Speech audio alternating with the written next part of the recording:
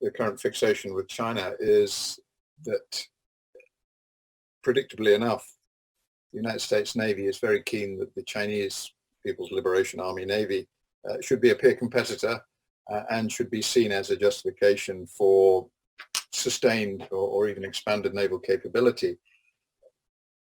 PLAN is not a peer competitor for the United States Navy. That is not what it's doing. And if you look at its order of battle, it quite clearly isn't attempting to do that. What the Chinese are doing is acquiring the trappings of superpower, which include having aircraft carriers and ballistic missile submarines, but they haven't put a great deal of effort into building particularly good ones.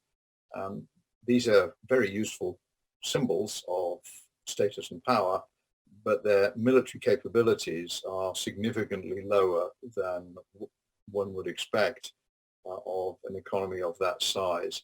And when the Chinese use force at sea to secure their objectives, it's striking how low down the violence spectrum they operate.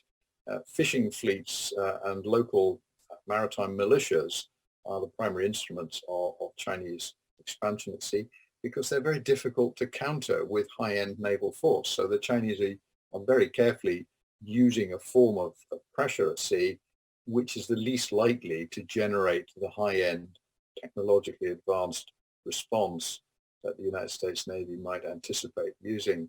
So I think we have to watch how China develops, but we have to make sure that we don't allow the Americans to tell us what the Chinese are about, because I don't think from their public pronouncements they're as clear on this as they need to be. China is a very large, powerful state, and it has very clear agendas about its near abroad. But as I said to somebody the other day, the Chinese are not planning to refight the Battle of Midway. They're not planning to surge into the Central Pacific and challenge American domination of the region there. They want to be protected in their regional area, and they see the sea as a vector for threats, and they want to be able to close that down. That's classic continental power approach to maritime threat. If you want to know how the Russians think about maritime strategy, you have to go to Kronstadt. They built the world's biggest naval fortress to protect St. Petersburg. That's how states like Russia and China see the sea. It's a threat.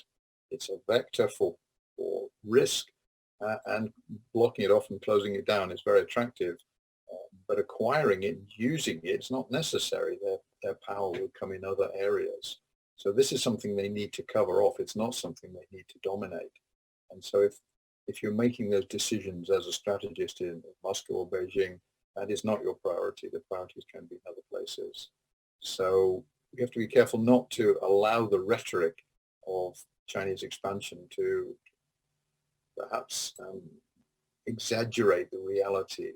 The reality is not quite what the list makes it sound as. These are status symbols, and the Navy is a status symbol. It may become more effective over time, but the chances of it being used as an open sea threat to the United States Navy's hegemony in the Pacific is very small.